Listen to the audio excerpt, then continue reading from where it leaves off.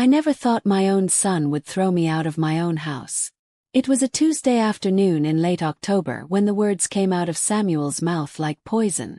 I was standing at the kitchen sink, my hands deep in warm soapy water, washing lunch dishes while his two little ones played with blocks on the living room carpet.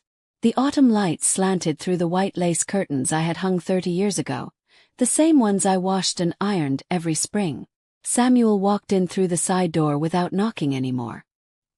He had stopped knocking 6 months ago, around the time he decided this house belonged to him. His shoes clicked against the linoleum floor, expensive leather shoes that I knew cost more than my monthly grocery budget. He tossed his keys on the counter, right next to the stack of bills I had been sorting that morning. Bills with my name on them.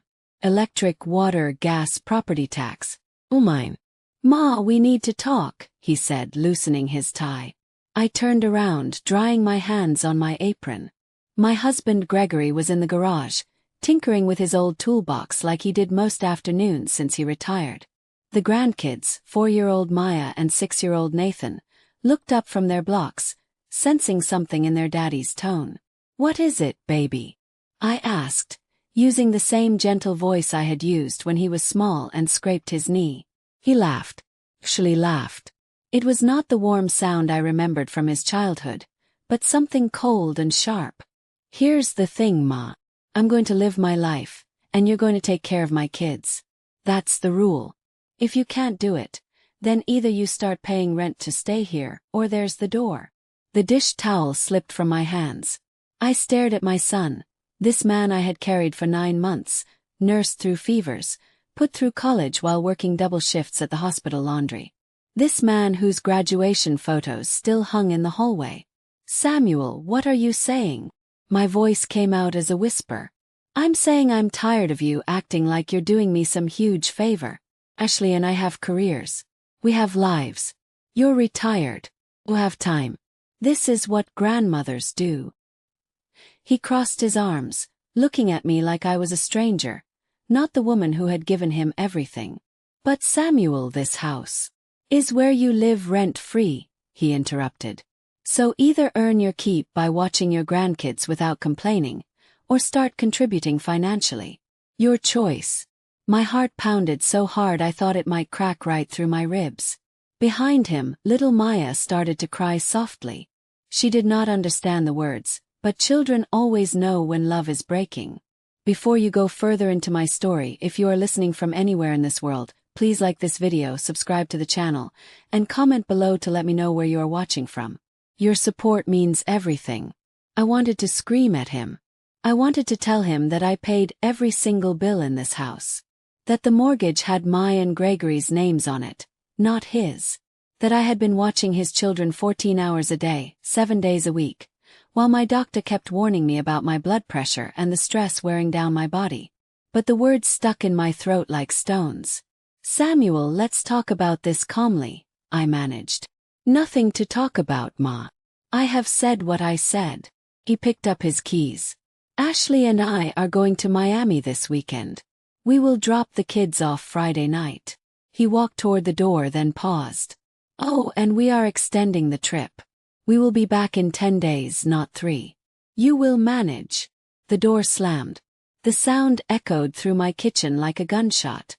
I stood there, frozen, feeling 70 years of life pressing down on my shoulders. Gregory came in from the garage, his face tight with anger. He had heard everything. "Jacqueline," he said quietly, taking my shaking hands in his. "We need to do something." That night, after we put the grandchildren to bed and read them their favorite stories, after we kissed their foreheads and turned on their nightlight, I walked into my bedroom and found a stack of papers on my pillow. Eviction papers. My own son was trying to evict me from my own home. I sat on the edge of the bed, those papers trembling in my hands, and for the first time in 50 years of marriage, I let Gregory see me cry until I had no tears left. The eviction papers sat on my nightstand for 3 days before I could bring myself to look at them again. But every time I closed my eyes, I saw a different Samuel. The boy he used to be. The man I thought he would become. Gregory and I got married in 1975. when I was 20 and he was 22. We were young and foolish and so full of dreams it hurt. We saved every penny from his construction job and my work at the textile factory to buy this house in 1978. It was a small brick ranch in the suburbs of Charlotte, North Carolina, with a front yard big enough for children to play and a back porch perfect for summer evenings. We wanted babies right away, but the Lord had other plans. 7 years of trying, 7 years of empty nurseries and broken hearts, 7 years of doctors shaking their heads. I had almost given up hope when I found out I was pregnant at 27 years old. Samuel Gregory Brooks came into this world on a snowy January morning in 1983, screaming loud enough to wake the whole hospital. He was perfect. 10 tiny fingers, 10 tiny toes, and eyes that looked at me like I hung the moon and stars just for him. "He is going to be something special," Gregory whispered, holding our son for the first time. "I can feel it." And Samuel was special. He walked at 10 months, talked in full sentences before he was 2. He brought home straight A's and teacher notes that made us beam with pride. He was kind to other children, helped elderly neighbors carry groceries, sang in the church choir every Sunday. The neighbors used to stop me at the grocery store. "That boy of yours is going to change the world, Jacqueline," Mrs. Patterson would say, squeezing my hand. I believed them. I believed in him. When Samuel announced he wanted to be a physical therapist, Gregory and I sat at this same kitchen table and looked at our savings account. It was not enough. Not nearly enough for the state university tuition, room and board, books, everything a college education required. "I will pick up weekend shifts," I said. "I will take the night supervisor position," Gregory added, even though it meant less time together, more strain on his aging back. We did it. We sacrificed date nights and new clothes and the vacation we had been planning for 10 years. We ate beans and rice more nights than I can count. Gregory's knees started giving him trouble from the extra hours, but he never complained. Not once. I can still see Samuel's graduation day in May 2005 like it was yesterday. The sun was bright, the sky impossibly blue. Rows and rows of students in black caps and gowns filled the football field. When they called his name, Samuel Gregory Brooks, Gregory grabbed my hand so tight I thought my bones would break. We watched our son walk across that stage, shake the dean's hand, accept his diploma, and I cried. Lord, how I cried. Happy tears, proud tears, tears for every sacrifice that had been worth it. Samuel found us in the crowd afterward, still wearing his cap and gown, and he hugged us both so hard. "I could not have done this without you," he said, his voice thick with emotion. "Everything I am, I owe to you both. I promise I will make you proud. I promise I will take care of you when you are old, just like you took care of me." I held my son's face in my hands. "You already make us proud, baby. You already do." That promise felt like gold. Solid and real and permanent. We took him to dinner at the nicest restaurant in town, the one with white tablecloths and candles. Gregory ordered steak even though he usually said it was too expensive. We toasted Samuel's future with sparkling cider, laughing and dreaming out loud about the life ahead of him.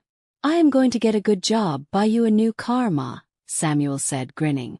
"And Dad, you are retiring early. No more killing yourself with overtime." "We do not need anything fancy," Gregory said. "Just seeing you happy is enough." But I remember thinking in that moment that all the years of struggle had led to this. That we had raised a man who understood sacrifice, who valued family, who would honor the love we poured into him. 3 months later, Samuel got his first job at a rehabilitation center in Raleigh. He moved 2 hours away, called every Sunday, visited once a month. He sent flowers on Mother's Day, ties for Gregory on Father's Day. He was still our Samuel. Then he met Ashley. Samuel brought Ashley home for Thanksgiving in 2007. She stepped out of his car wearing a cream cashmere sweater and boots that probably cost more than our monthly mortgage payment. Her blonde hair was perfectly styled, her makeup flawless, her smile bright and beautiful. "Ma, Dad, this is Ashley Connor," Samuel said, his whole face glowing with pride. "She is a pharmaceutical sales representative. We met at a conference 6 months ago. I wiped my hands on my apron and pulled her into a hug. Welcome to our home, sweetheart. We are so happy to meet you. She stiffened slightly in my embrace, but her smile never faltered. Thank you, Mrs. Brooks. Your home is charming. Charming. The word felt polite but cold, like a compliment you give to something old-fashioned that you would never want for yourself. That first dinner I had cooked for 2 days straight. Turkey with cornbread stuffing, collard greens, candied yams, macaroni and cheese, homemade rolls, pecan pie. All of Samuel's favorites, the Sunday dinner traditions I had learned from my own mother. Ashley picked at her plate, moving food around with her fork. This is very rich, she said. I usually eat organic and gluten-free. But it is sweet that you went to all this trouble. Like I was a child who had tried hard but missed the mark. Gregory squeezed my hand under the table. Samuel did not seem to notice the slight, too busy staring at Ashley like she had hung the moon. Over the next year, Samuel brought her home several more times. I tried everything to connect with her. I asked about her family, her job, her hobbies. I offered to teach her my recipes. I invited her to help me in the garden. Every time, she smiled that perfect smile and found a polite way to say no. My mother and I were never really close, she said once, examining her manicured nails. I am not really the cooking and gardening type. They got married in June 2008, a lavish wedding at a country club 2 hours away. Ashley's family paid for everything and made sure we knew it. Her mother, a thin woman with cold eyes, looked at our simple church clothes and wrinkled her nose. Samuel tells us you work in laundry services, she said to me during the reception. How quaint. I smiled through the insult. Yes, ma'am. Honest work that put my son through college. She sipped her champagne and walked away without another word. After the wedding, Samuel and Ashley moved into a new apartment in Charlotte, closer to us but somehow feeling further away. The Sunday phone calls became every other week, then once a month. When they did visit, Ashley would sit on our sofa like she was afraid of catching something from the fabric. Then Maya was born in 2010, and I thought everything would change. I drove to the hospital the moment Samuel called, my heart bursting with joy at becoming a grandmother. But when I arrived, Ashley's mother was already in the room, holding the baby, giving instructions to the nurses like she owned the place. Oh, Jacqueline, Ashley said from the hospital bed, looking exhausted. My mother is going to stay with us for the first month to help. You understand. I understood that I was being pushed to the margins of my own grandchild's life. 2 years later, Nathan was born. Same hospital, same situation. By then, I had learned my place in Ashley's world. I was the grandmother you tolerated, not the one you treasured. But I kept trying. I sent birthday cards with money we could not spare. I knitted blankets and bought toys. I showed up when invited and stayed quiet when insulted. The breaking point came at a Sunday dinner in 2014. Samuel had finally agreed to bring the family to our house for a meal. I cooked all day, making sure everything was perfect. Ashley walked in, looked at the table spread with love and labor and said, "Oh, fried chicken and collard greens. How stereotypical." She laughed like it was a joke, but her eyes were mean. "Samuel, we really should introduce your parents to more sophisticated cuisine." My son, my precious boy who I had raised to stand up for what was right, said nothing. He just shrugged and told the children to wash their hands. That night, after they left, Gregory found me crying in the kitchen. "She is poison," he said quietly. "And our son is drinking it down. What did we do wrong?" I whispered. "How did we raise a boy who lets his wife disrespect his mother?" Gregory had no answer. Neither did I. What I did not know then was that things were about to get so much worse. Ashley was not just unkind. She had plans. Plans that would turn my son into a stranger and my golden years into a nightmare. The poison was just beginning to spread. Started small, so small I almost missed it. Samuel called one Saturday morning in March 2015 and asked if I could watch Maya and Nathan for a few hours. "Of course, baby," I said, thrilled to spend time with my grandchildren. Bring them over any time. Those few hours turned into a full day. Then the next weekend it was overnight. By summer, Samuel and Ashley were dropping the children off every Friday and picking them up Sunday evening. I did not mind at first. Maya was 5, Nathan was 3, and they were beautiful, curious, full of light. I read them stories, took them to the park, taught them to plant tomatoes in the garden. Gregory built them a tire swing in the backyard. But my body was 60 years old, and chasing toddlers is young work. By August, I was exhausted in a way I had never known. My knees ached. My back screamed. I started forgetting things, missing my own doctor appointments because I was too busy with the grandchildren. "Ma, you look tired," Samuel said one Sunday when he came to pick them up. "I am fine," I lied. "Just getting older." "Well, Ashley and I really appreciate this. Her mother is busy with her charity work, so you are really saving us." Saving them. Like I was some kind of service they had hired. Then in September everything shifted. Ashley got a promotion that required more travel. Samuel's hours at the rehabilitation center increased. Suddenly the children were at our house 5 days a week, sometimes 6. I loved those babies with my whole heart, but I was drowning. I would wake up at 6 in the morning to get Nathan ready for preschool, spend the day cleaning and cooking and playing referee to sibling arguments, collapse into bed at 9 at night only to wake up at midnight when Maya had nightmares. Gregory helped when he could, but his arthritis was getting worse. We were 2 old people raising young children, and it was breaking us down piece by piece. "Jacqueline, you need to talk to Samuel," Gregory said one October evening after I nearly fainted putting away groceries. "This is too much. He is my son. His children are my blood. What am I supposed to say?" "No. You are supposed to say you need help. You are supposed to remind him that you are his mother, not his employee."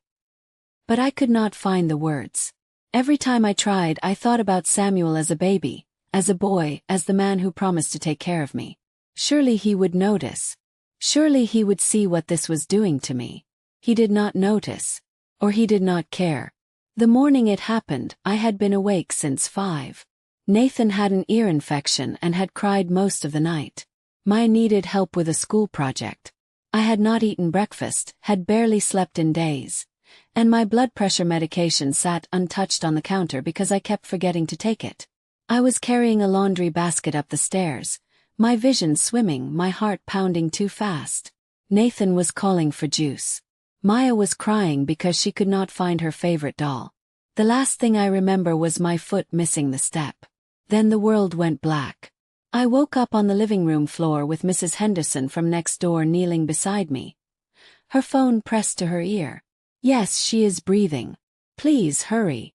Maya and Nathan stood in the doorway, their little faces pale with fear. "Grandma," Maya whispered. "Are you dying?" "No, baby," I managed, even though I was not sure. "Grandma just needs to rest." The ambulance came. The paramedics checked my vitals, asked questions I could barely answer. My blood pressure was dangerously high. I was dehydrated, malnourished, showing signs of severe stress and exhaustion. "Mrs. Brooks, when was the last time you had a full night's sleep?" the young paramedic asked. I could not remember. They took me to the hospital. Gregory met me there, his face white with worry. The doctor, a kind woman named Dr. Patel, did not mince words. "Mrs. Brooks, your body is shutting down from stress. You are 70 years old. You cannot keep going like this." "I am watching my grandchildren," I said weakly. "Their parents work." She looked at me with such sadness. "And who is watching you?" "Nobody." The answer was nobody. Samuel showed up 3 hours later, annoyed that he had to leave work early. He walked into my hospital room checking his phone, barely looking at me hooked up to 4 fluids. "Ma, what happened?" "Mrs. Henderson said you fell." "I collapsed, Samuel. From exhaustion. The doctor says I have been running myself into the ground." He frowned. "Well, you should have said something if watching the kids was too hard." Too hard. Like I was weak. Like I had failed some test. "Samuel, I need help." Your father and I cannot keep doing this alone. We love Maya and Nathan, but we are not young anymore. He sighed the way you sigh when someone is being unreasonable. Ma, Ashley and I are building our careers. This is temporary. Just until the kids are older. How much older? Yes. Because I might not survive until then. He looked at me then, really looked, and for a moment I saw something flicker in his eyes. Guilt maybe. Concern. But then his phone buzzed and the moment passed. Look, I will talk to Ashley. Maybe we can cut back to 4 days a week instead of 6. But I have got to go. I have a patient waiting. He kissed my forehead, a quick, empty gesture, and left. I lay in that hospital bed, listening to the machine's beep, watching the 4 drip slowly into my veins, and I realized something terrible. My son did not see me anymore. He saw a convenience, a free babysitting service that complained too much. And it was about to get so much worse. They kept me in the hospital overnight for observation. When I finally came home the next afternoon, I found Gregory sitting at the kitchen table surrounded by papers. File folders, old documents, yellowed receipts, stacks of bills organized by year. What is all this? I asked, lowering myself carefully into a chair. My body still ached like I had been hit by a truck. Gregory looked up, and I saw something in his eyes I had not seen in years. Fire. Purpose. The same determination he had when he was a young man building our life from nothing. Evidence, he said quietly. Evidence that this house belongs to us. Not Samuel. Not anyone else. Us. He pushed a folder across the table. Inside was the original deed from 1978, showing Gregory Brooks and Jacqueline Brooks as the purchasers. There were mortgage payment receipts going back 47 years, every single one paid on time. Property tax bills, all in our names. Insurance documents. Repair receipts. I have been gathering these for the past month, Gregory said. Ever since I heard Samuel on the phone with Ashley talking about how this house would be there someday soon. How they just needed to wait us out. My heart stopped. Wait us out. They are planning to move in here, Jacqueline. To take over this house while we are still alive. Samuel told Ashley that we are getting too old to manage on our own, that it would be best if we moved into a senior living facility and let them have the house for the grandkids. The room tilted. But this is our home. We built this life. We paid for every brick, every window, every... I know. Gregory's voice cracked. And I will be damned if I let them take it. He pulled out another folder, this one newer. Inside were printouts about living trusts, property rights, elder law. I went to see Louise Patterson's son, the lawyer. I did not tell you because I did not want to worry you while you were already stressed with the grandkids. But I had him look into our options. And this house is legally ours. The deed is in our names. We have paid every bill for 47 years. Samuel has no legal claim to it whatsoever. None. I stared at the evidence of our life spread across the table. Decades of sacrifice, hard work, careful saving. All documented. All proof. But those eviction papers he left on our bed. I whispered. Gregory's jaw tightened. Completely invalid. He has no authority to evict us from our own property. Louise's son said those papers are not even legally filed.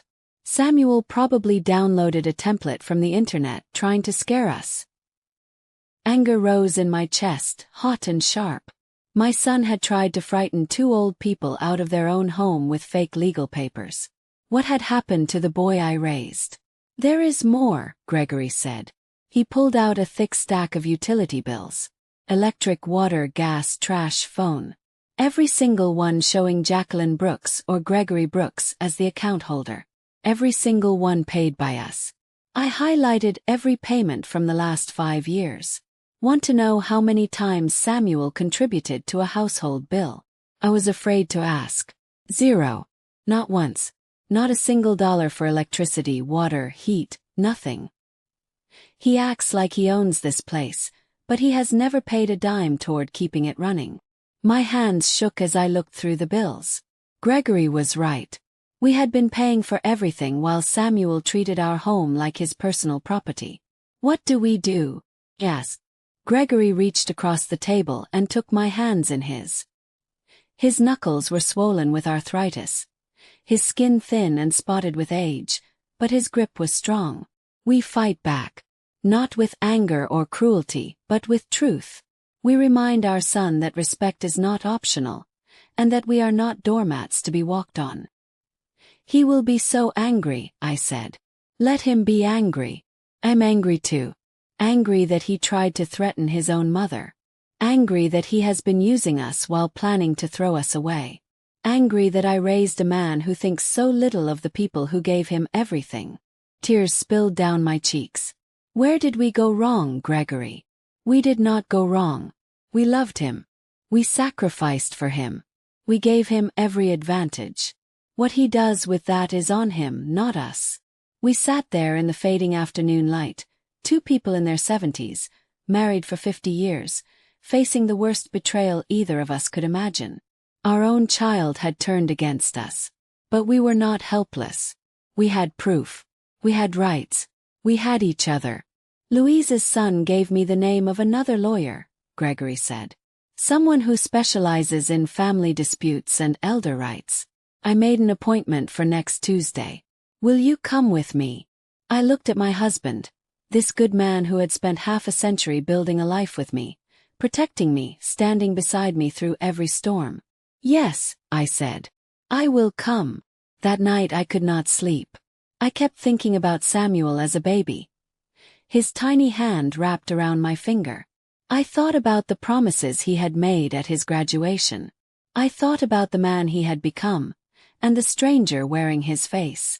Somewhere in the darkness, Gregory whispered, "We are going to be okay, Jacqueline. Whatever happens, we face it together." I held on to those words like a lifeline. Because the war for our home, our dignity, and our peace had just begun. The following Sunday, I did something I had not done in months. I went to church without the grandchildren. Samuel had called Saturday night, casual as you please, saying he and Ashley needed the weekend to themselves. Just drop the kids at our apartment Friday after school, Ma. We will pick them up Monday morning. For the first time in years, I said no. No, Samuel. Your father and I have plans this weekend.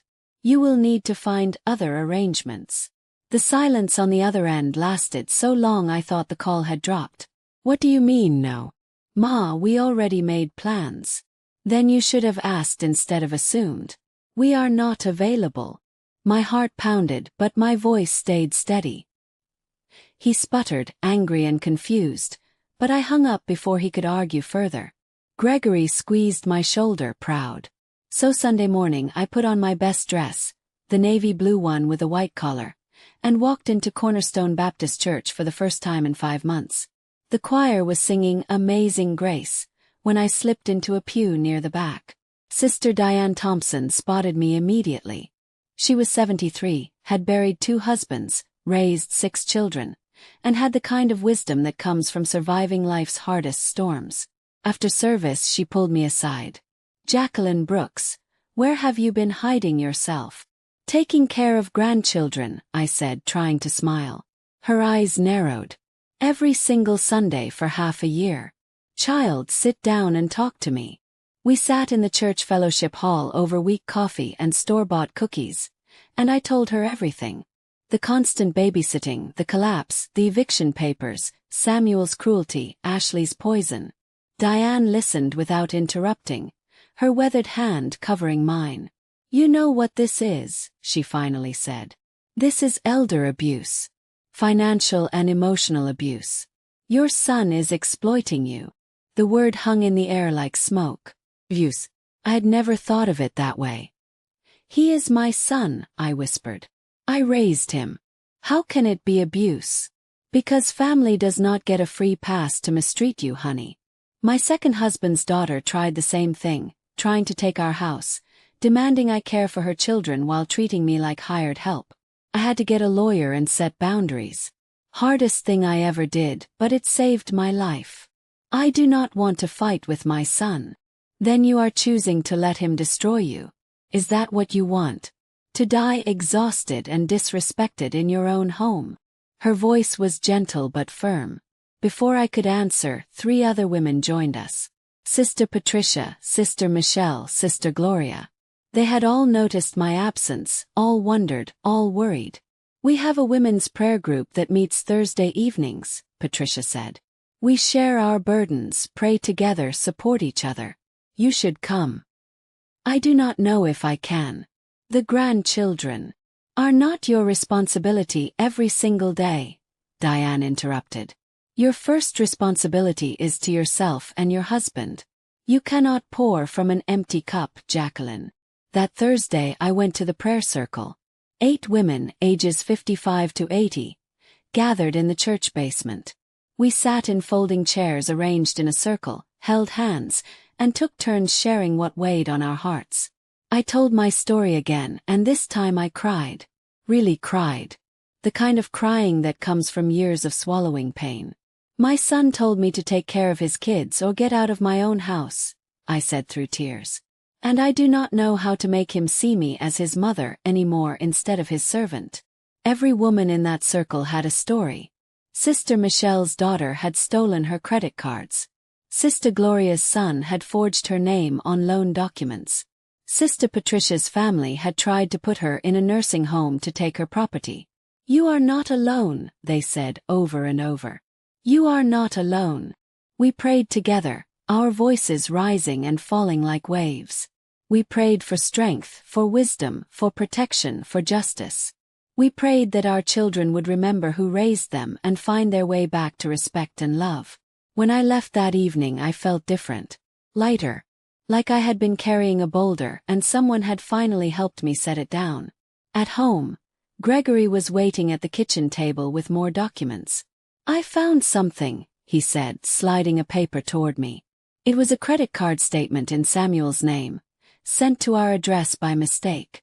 Charges for luxury hotels, expensive restaurants, a trip to the Bahamas.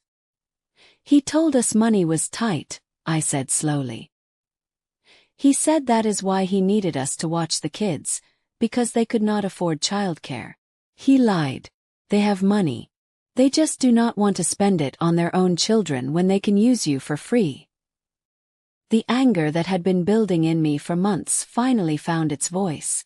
"I am done," I said. "I am done being used. I am done being disrespected. I am done letting my son treat me like I am worthless." Gregory's eyes shone with tears and pride. "What do you want to do?" "I want to fight. Not to hurt him but to save myself.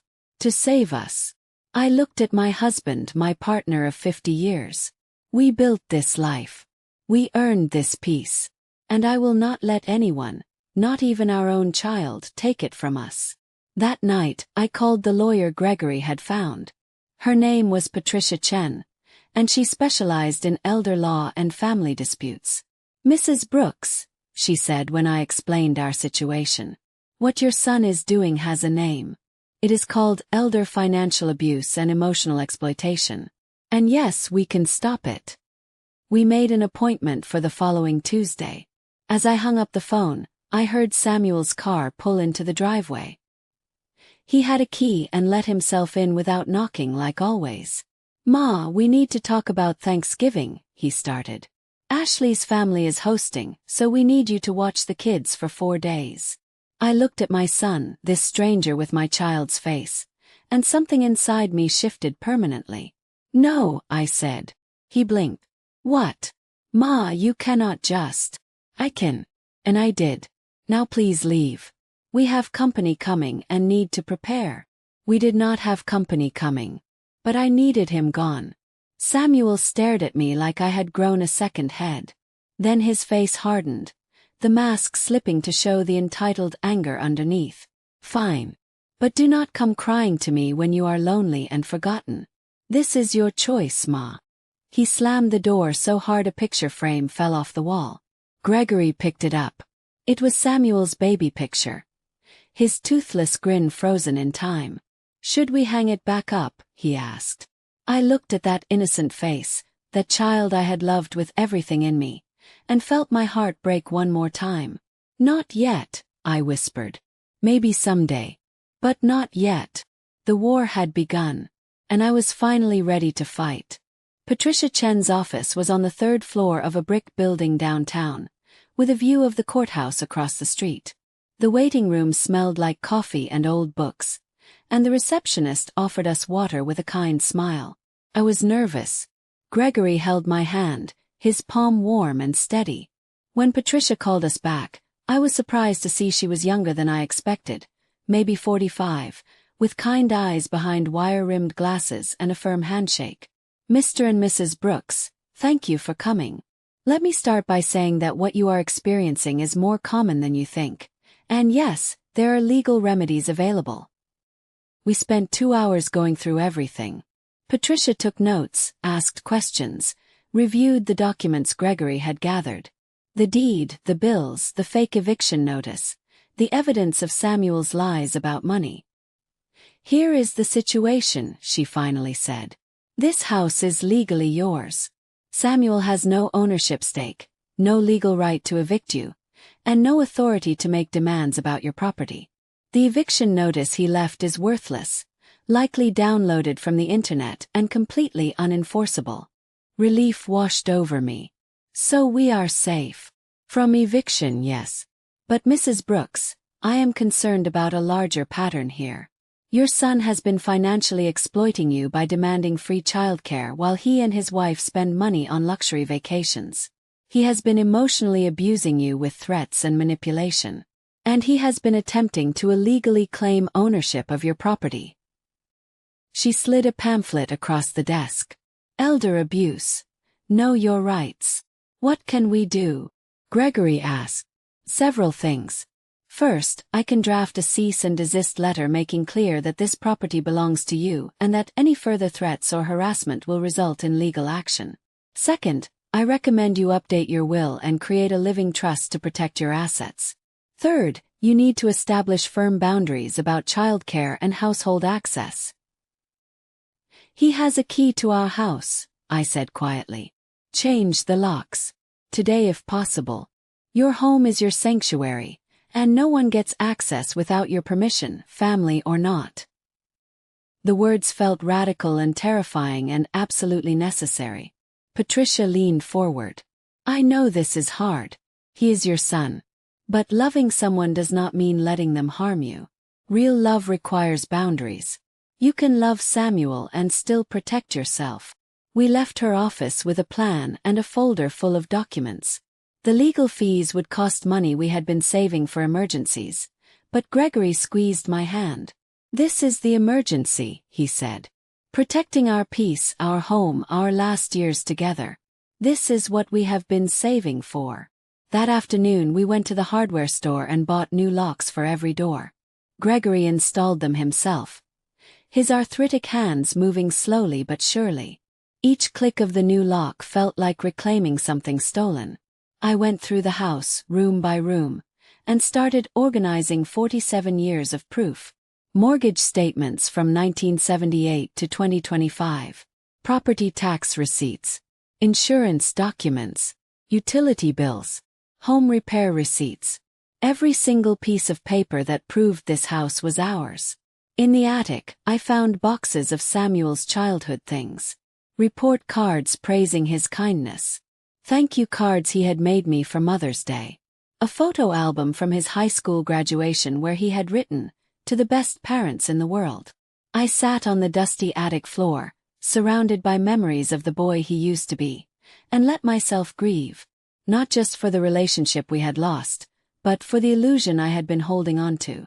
The belief that if I just loved him enough, sacrificed enough, gave enough, he would remember who I was and treat me accordingly. But love is not enough when the other person chooses cruelty. Diane from church had said it best. You cannot set yourself on fire to keep someone else warm, especially when they are standing there with matches. Over the next 2 weeks, I did something I had not done in years. Focused on myself. I went to my doctor and got my blood pressure under control. I attended the Thursday prayer group and felt my spirit strengthen. I had lunch with old friends I had been too busy to see. I planted winter vegetables in the garden. Samuel called 6 times. I let it go to voicemail. Ma, why are not you answering? We need to drop the kids off Saturday. Ma, this is ridiculous. Call me back. Ma, Ashley is furious. What is your problem? I did not return the calls. Patricia had advised me to document everything but not engage until we were ready. Then one evening, Gregory came inside from checking the mail, his face pale. Jacqueline, you need to see this. It was a letter from a senior living facility. Brookside Retirement Community. An application for residency, partially filled out, with my and Gregory's names on it. Not filled out by us. Filled out by Samuel. My hands shook as I read the cover letter. Thank you for your inquiry about long-term care placement for your parents. Based on the information provided, we have availability starting December 1st. Samuel was trying to put us in a nursing home. Not because we needed care. Not because we were unable to manage. But because he wanted our house. Called Patricia immediately. This is what I was afraid of, she said. This is elder abuse escalating. Do you have the letter? Yes. Bring it to me tomorrow morning. We are moving up our timeline. It is time to confront your son directly, with legal representation present. That night I could not sleep. I kept thinking about the application, about Samuel sitting at some desk filling out forms to warehouse his parents so he could steal their home. The coldness of it. The calculation. Gregory found me at the kitchen table at 2 a.m, staring at the letter. You know what hurts the most? I whispered. Not that he wants the house.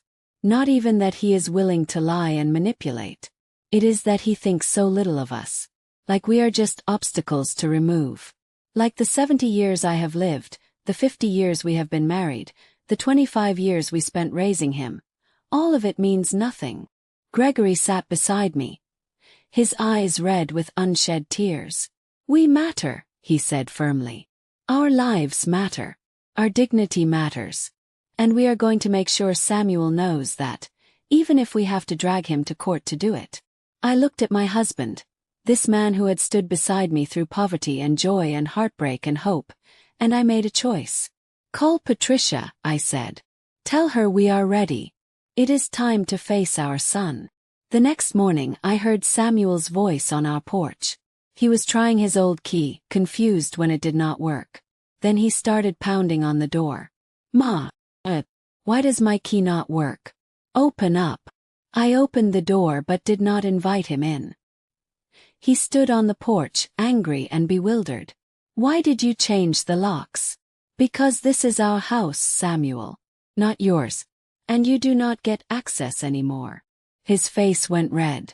What is going on with you? Have you lost your mind? No, I said calmly. I found it. Check your mail, son. You are going to get a letter from our attorney. Read it carefully. I closed the door on his shocked face and locked it with a satisfying click. The battle lines were drawn, and I was no longer afraid. Patricia scheduled the meeting for a Wednesday afternoon at her office. She sent Samuel a formal letter requiring his attendance, along with copies of all the documentation proving Gregory and I owned the house. Samuel showed up 20 minutes late, Ashley by his side. She wore designer sunglasses and kept them on even indoors. Samuel wore a suit like he was coming from work, his face tight with barely controlled anger. Patricia greeted them professionally and gestured to the chairs across from where Gregory and I sat. We had arrived early, settled ourselves, prayed together in the parking lot for strength and wisdom. Thank you for coming, Patricia began. We are here to address serious concerns regarding your treatment of your parents and false claims to their property.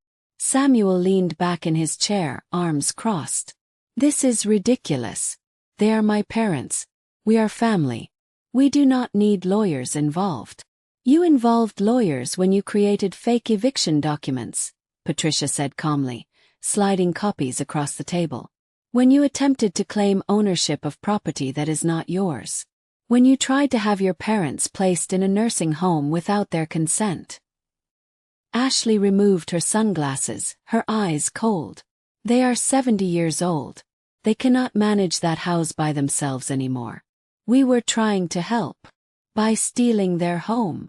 Gregory's voice was quiet but firm. By threatening to throw us out if we did not provide free childcare 14 hours a day? Free. Samuel's voice rose. You live there rent-free. The least you can do is help with your own grandchildren. Patricia held up a hand. Let me clarify the facts. Your parents own that house outright. The deed is in their names and has been since 1978.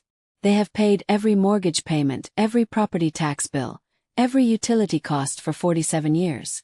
You have contributed exactly $0 to that household.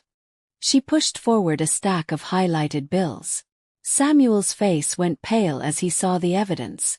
Furthermore, the eviction notice you left for your parents is legally invalid and potentially constitutes elder abuse under North Carolina law.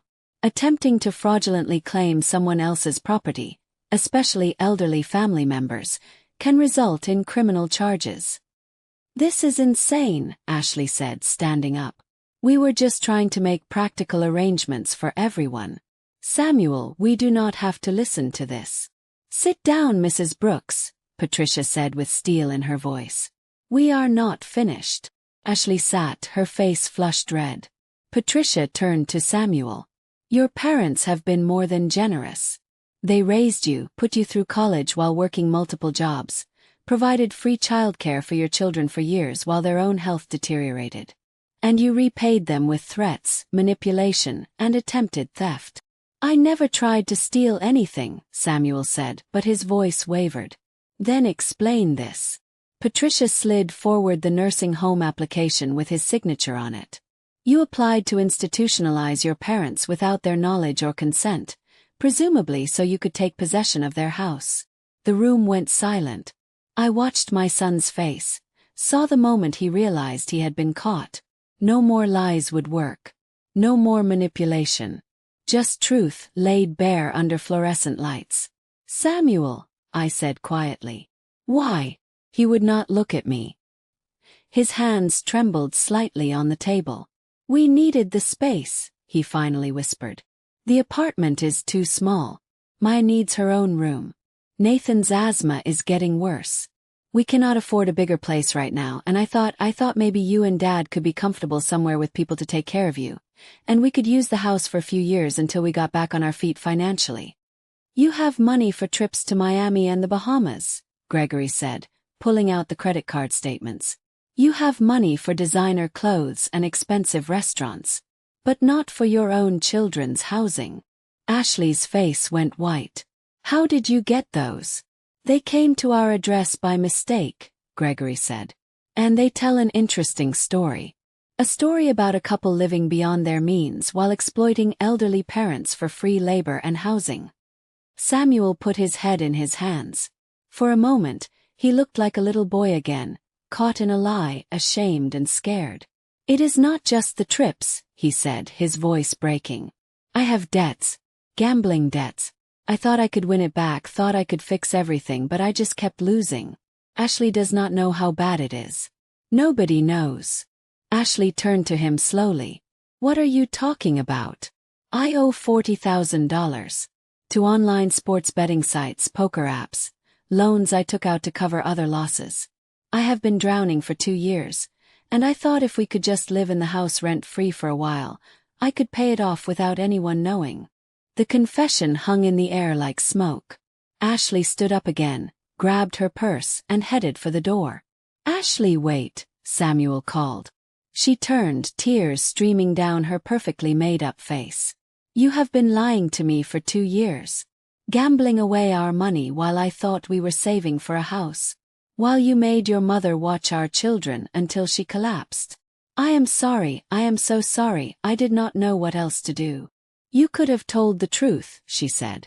You could have asked for help. But instead you decided to destroy your parents and lie to your wife. I am done, Samuel. I am taking the kids and going to my mother's. Do not follow me. Left. The door closed with a soft click that sounded like the end of everything. Samuel sat there, broken and exposed. I looked at my son and felt a complicated mixture of heartbreak and anger, pity and relief. Samuel, Patricia said gently. You need professional help. For the gambling addiction, for the debt, for the choices you have been making. Your parents are willing to discuss boundaries and support, but only if you commit to getting treatment and respecting their rights." He nodded, unable to speak. I reached across the table and took his hand. It was shaking. "I love you," I said. "I will always love you. But I will not let you destroy me to save yourself. You need to face this, get help, and rebuild your life the right way. Not by taking from others, but by doing the hard work of healing." Samuel looked at me then, really looked, and I saw my boy again for just a moment. Scared, ashamed, desperate for forgiveness but knowing he did not deserve it yet. "I am so sorry, Mama," he whispered, using the name he had not called me since childhood. "I am so sorry for everything." "I know," I said. "Now prove it. Get help. Be honest. Be the man I raised you to be, not the man fear and addiction turned you into." Patricia outlined next steps. Samuel would sign documents acknowledging our ownership of the house and renouncing any claim to it. He would enter a gambling recovery program. He would pay for his own childcare going forward. And he would have no access to our home without invitation. He signed everything with trembling hands. When we left the office, the sun was setting over Charlotte, painting the sky orange and pink. Gregory held my hand as we walked to our car. "That was the hardest thing I have ever done," I said. "You were strong. You were fair. You were exactly what he needed, even if he did not want it." I looked back at the building where my son still sat with Patricia, beginning the long process of facing his demons and rebuilding his destroyed life. "Do you think he will be okay?" "Yes." "I do not know," Gregory said honestly. "But we gave him a chance. What he does with it is up to him now." We drove home in silence, exhausted and heartbroken but somehow lighter. The truth was finally out. The lies were over. Whatever came next, at least it would be built on honesty instead of manipulation. 3 days after the confrontation, Ashley filed for divorce. The papers were served to Samuel at his apartment, where he had been living alone since she took the children to her mother's house 2 hours away. He called me that evening, his voice hollow. "Mama, she is taking everything. The kids, the apartment, even the car. She says she cannot trust me anymore." I sat at the kitchen table, phone pressed to my ear, and felt my heart break all over again for the grandchildren caught in the middle of their parents' collapse. "Have you started the treatment program?" "Yes. I went to my first Gamblers Anonymous meeting yesterday. There were 12 people there, all with stories like mine. Some worse. I felt so ashamed but also, I do not know, relieved maybe. Like I finally stopped pretending." "That is good, baby. That is a start." "Mama, I know I do not deserve to ask, but can I see Maya and Nathan? Ashley will not let me near them until I have been in treatment for at least 3 months. But I miss them so much it hurts." My throat tightened. Those babies were my grandchildren, innocent in all this mess their parents had created. "Have you asked about supervised visitation?" Ashley said if I want to see them before the 3 months, it has to be with a neutral third party present. Someone she trusts. He paused. "Would you and Dad be willing? I know it is asking a lot after everything, but..." "Yes," I said before he could finish. "Of course yes. Those children need their father, and they need to know they are loved." So that Saturday, Ashley brought Maya and Nathan to our house for a supervised visit. She dropped them off without coming inside, her face tight and distant. The children ran to me with squeals of joy. "Grandma, we missed you." Maya hugged me tight while Nathan wrapped himself around Gregory's legs. "We missed you too, sweet babies," I said, kissing their foreheads. Samuel arrived 30 minutes later, giving Ashley time to leave. When the children saw him, they hesitated, confused by the tension they could feel even if they did not understand it. "Daddy," Nathan said quietly. "Hey, buddy. Hey, princess." Samuel knelt down, his eyes already wet with tears. "Come here." They went to him slowly, and when he wrapped them in his arms, he started crying. Not quiet tears but deep, broken sobs that shook his whole body. "I am so sorry," he kept saying. "Daddy made some big mistakes, but I love you so much. I'm going to do better." I promise I am going to do better. Maya started crying too, not understanding but feeling her father's pain. Nathan buried his face in Samuel's shoulder. Gregory and I stepped back, giving them space while staying close enough to supervise as promised. We spent the afternoon in the backyard. Samuel pushed the children on the tire swing he had played on as a boy. We had a simple lunch of sandwiches and lemonade. We read stories on the porch. For a few hours it almost felt normal, like we were just a family spending time together. But underneath, we all knew everything had changed. When Ashley came to pick them up, Nathan did not want to leave. "I want to stay with Daddy and Grandma and Grandpa," he cried, holding onto Samuel's leg. "You cannot, sweetie," Ashley said, her voice strained. "We have to go home." "But this is home too," Maya said, looking around at the house she had spent so much time in. "Why cannot we all stay here together?" The question hung in the air, unanswerable. How do you explain to a 6-year-old that sometimes love is not enough? That adults make choices that break families apart? After they left, Samuel stayed on the porch, staring at nothing. "Thank you," he finally said, "for letting me see them. For not turning your back on me completely. You are still my son," I said. "And they are still my grandchildren. What you did was wrong, Samuel. It hurt us deeply. But we are not going to punish those babies because their father made mistakes." He nodded, wiping his eyes. "I enrolled in an online financial counseling program. And I have a second job now, working nights at a warehouse to start paying off the debts. It is going to take years, but I am going to fix this." "What about the physical therapy work?" "I am still doing that during the day. But I need the extra income to pay back what I owe and prove to Ashley that I am serious about changing. The lawyer said if I can show consistent treatment attendance and financial responsibility, I might get shared custody eventually." Over the next 6 weeks, we did supervised visits every Saturday. I watched Samuel slowly begin to heal. He looked tired, working 2 jobs and attending meetings 3 times a week, but there was something different in his eyes. Something clearer. He started being honest. About his fears, his failures, his addiction. He apologized not just with words but with actions, showing up on time, following the rules, respecting our boundaries.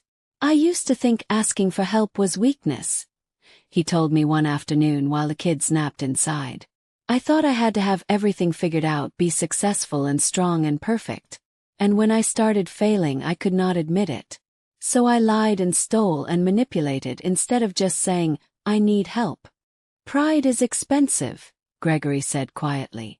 "It cost you your marriage, your relationship with your children, nearly cost you your parents. But humility can rebuild what pride destroyed, if you are willing to do the work." Samuel nodded. "I am willing. I do not know if Ashley will ever forgive me. I do not even know if I deserve forgiveness. But I am going to be the father Maya and Nathan deserve, even if it takes the rest of my life to prove it." In early December, Ashley called me directly for the first time in months. "Mrs. Brooks, I need to talk to you about the children." My heart stopped. "What is wrong? Are they okay?" "They are fine. But this situation, living at my mother's, the divorce, all of it is hard on them. They ask about Samuel constantly. They miss you and Mr. Brooks. And honestly, my mother's house is not a long-term solution." "What are you thinking?" She was quiet for a long moment. "I am thinking I cannot do this alone. I am thinking those kids need stability and family. I am thinking maybe, if you and Mr. Brooks were willing, we could work out an arrangement where the children stay with you during the week while I figure out housing and work, and I take them on weekends." It was a shocking request. After everything that had happened, she was asking us to take on the very responsibility that had nearly destroyed me before. But this time it would be different. This time there would be boundaries, agreements, respect. "Let me talk to Gregory and my doctor," I said. "If we do this, it has to be sustainable. With help, with set hours, with everyone contributing. Not like before." "I understand.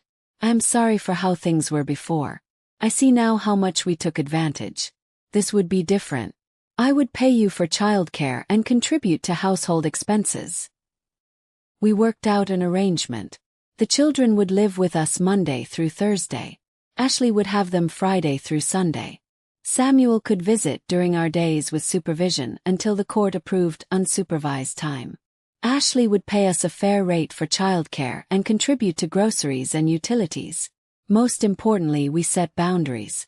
If we needed a break, we could say so. If the arrangement stopped working for anyone, we would renegotiate. This was a partnership, not exploitation. When Maya and Nathan moved into our spare bedroom with their toys and clothes and nightlights, Gregory and I sat on their beds and told them the truth in words they could understand. Your mama and daddy are going through a hard time right now. But everyone in this family loves you very much. You are safe here. You are wanted here. And no matter what happens with the grown-ups, that will never change. Nathan climbed into my lap. Are you mad at Daddy? I thought about it carefully. I was mad. And I was hurt. But Daddy is working very hard to be better. And I am proud of him for that. Will Mama and Daddy be together again? I do not know, sweetheart. Sometimes families look different than we expect. But different does not mean less love. That night, after the children were asleep, Gregory and I stood in their doorway, watching them breathe in the soft glow of their nightlight. Are we doing the right thing? I whispered. I think we are doing the loving thing, he said. And sometimes that is all we can do. 6 months passed like seasons turning. Winter gave way to spring, and with it came small miracles of healing that I had not dared to hope for. It was Thanksgiving again, almost exactly 1 year after Samuel had first threatened to throw me out of my own home. But this time everything was different. Maya and Nathan woke up early in our guest room, which we now called their room, decorated with their drawings and stuffed animals. They ran to the kitchen where Gregory was already mixing pancake batter, a Thursday morning tradition we had started. Grandpa, can I crack the eggs? Nathan asked, standing on his step stool. Carefully now, Gregory said, guiding his small hands. I watched them from the doorway, my heart full in a way it had not been in years. Yes, I was raising young children at 70. Yes, some days my body ached and I felt every one of my years. But this time it was different. This time there were boundaries, help, and respect. Ashley arrived at 9 to help with cooking. She brought sweet potato casserole ingredients and a genuine smile. Good morning, Mrs. Brooks. How did they sleep? Like angels. Nathan only woke up once from a dream, but went right back down. She nodded, tying on an apron. Over the past months, Ashley and I had slowly built something new. Not friendship exactly, but mutual respect born from honesty. She paid us fairly for childcare, contributed to household expenses, and never took our help for granted anymore. I got approved for an apartment yesterday, she said while peeling sweet potatoes. 2 bedrooms close to my new job. The kids can move in with me full-time starting January. My heart squeezed. I would miss having them here every day, but I knew this was right. Children need their mother, and Ashley had worked hard to build stability for them. That is wonderful news. We will still see them often, I hope. Every weekend if you will have us. And holidays. And whenever you want them, honestly. You and Mr. Brooks have given me time to get back on my feet. I will never forget that. Samuel arrived at noon right on time. He had been living in a small studio apartment, working his 2 jobs, attending his meetings faithfully. The gambling addiction was under control, 1 day at a time. He had completed his 3 months of supervised treatment, and the court had approved unsupervised visitation. But he still came here to our house, because this was where his children lived during the week, and because he was slowly earning back the right to be trusted. Happy Thanksgiving, Mama. Dad. He hugged us both, and I felt how thin he had gotten, how hard he was working to rebuild his life. Happy Thanksgiving, son. Go see your babies. They have been asking about you all morning. Maya and Nathan tackled him with hugs, and he lifted them both, spinning until they squealed with laughter. Watching him with them, I saw glimpses of the father he was becoming. Not perfect, still healing, but present and trying. Gregory carved the turkey while I made gravy. Ashley set the table with the good china, The same dishes Samuel had eaten from as a child. We gathered around the table, this strange new configuration of family, broken and mended and still figuring out how to fit together. Who wants to say what they are thankful for? Yes. Maya went first. I am thankful for Grandma's house and my new room and that Daddy comes to see us every week. Nathan said. I am thankful for Grandpa's pancakes and my tire swing. Shli took a breath. I am thankful for second chances and for people who show grace when I did not deserve it. Samuel's voice cracked. I am thankful that my children still love me, that my parents did not give up on me, that I am still here, still fighting, still getting chances to do better. Gregory squeezed my hand under the table. I am thankful for 50 years with this woman beside me, for the strength to protect what we built, and for family, however complicated and messy it gets. All eyes turned to me. I looked around the table at these people, each one carrying their own wounds and victories. My son, who had betrayed me but was clawing his way back to wholeness. My daughter-in-law, who had been cruel but was learning humility. My grandchildren, innocent and resilient. My husband, my rock, my partner in every storm. I am thankful for boundaries, I said. For learning that love does not mean letting people hurt you. For discovering that protecting yourself is not selfish, it is necessary. I am thankful that I am still here in my own home on my own terms. And I am thankful that even when family breaks, it can heal into something different but still beautiful. We ate together, passing dishes and sharing stories. After dinner, while the children played in the backyard, Samuel helped me wash dishes. Mama, I have been wanting to tell you something. I waited, hands in soapy water. I am starting to pay you back. Not just for the childcare arrangement but for everything. For college, for the years you sacrificed, for the kindness you showed even when I did not deserve it. My lawyer helped me set up a payment plan. $50 a month to start, more as I pay down my debts. It is not enough and it will take forever, but... Samuel. I turned to face him. I do not need your money. But you should have it. You earned it. I took so much from you. What I need is for you to stay in recovery. To be the father your children deserve. To treat people, especially people who love you, with respect and honesty. That is how you pay me back. By being a man of integrity, even when it is hard. Especially when it is hard. He nodded, tears streaming down his face. I am trying, Mama. God, I am trying so hard. I know, baby. See it. Keep trying. Later that evening, after everyone had gone home and the house was quiet, Gregory and I sat on the back porch watching the sunset paint the sky in shades of orange and purple. The tire swing moved gently in the breeze, empty but full of promise. Do you ever regret it? Gregory asked. Fighting back. Drawing the line. I thought about the alternative. If I had stayed silent, stayed obedient, let Samuel walk all over us until my health gave out or we lost everything. If I had chosen false peace over honest conflict. No. I regret that it was necessary. I regret that my son made choices that forced us to protect ourselves from him. But I do not regret standing up for us. For our dignity, our home, our right to be treated with respect. He is going to be okay, Gregory said. It will take time, but I think he is going to make it. Maybe. Maybe not. But that is his journey now. We gave him every tool, every chance. What he builds with it is up to him. The phone rang inside. It was Diane from church. Jacqueline, I just wanted to check on you. How was your Thanksgiving? Different. Hard. But all at once. That is family, she laughed. Listen, the prayer group has 3 new women coming next week. All dealing with adult children taking advantage. I told them your story, how you fought back with grace and won. Would you be willing to talk to them? To show them it is possible to set boundaries and survive. I looked at Gregory, at our home, at the life we had protected and rebuilt. Yes, I said. I will talk to them. Someone needs to tell them they are not alone. That they are not wrong for wanting respect. That 70 years of life earns you the right to peace.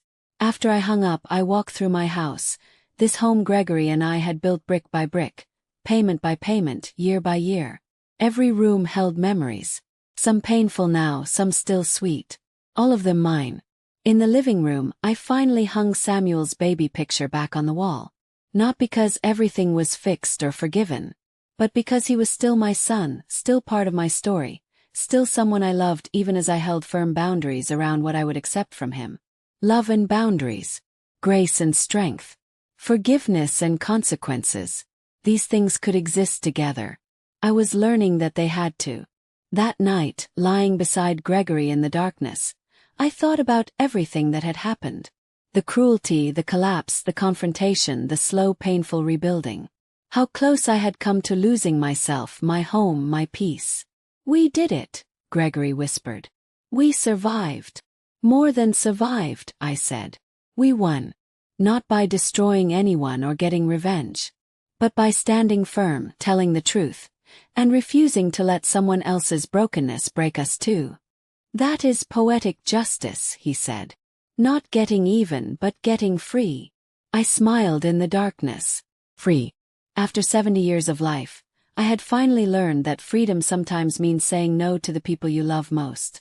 That protecting yourself is not selfishness but survival. That you can forgive someone and still not give them the power to hurt you again. The house settled around us with familiar creaks and sighs. Outside, the neighborhood was quiet. Inside, we were safe together, home. And that, I realized, was the greatest victory of all. If you are listening to this story and have your own story of family struggle, of learning to set boundaries, of finding strength you did not know you had, please share it in the comments below. Subscribe to this channel for more stories of resilience, redemption, and the complicated, beautiful mess of family. And remember, wherever you are in your own journey, you are not alone. Your dignity matters. Your peace matters. You matter. I closed my eyes, Gregory's breathing steady beside me, and I slept the deep, peaceful sleep of someone who had fought for herself and won.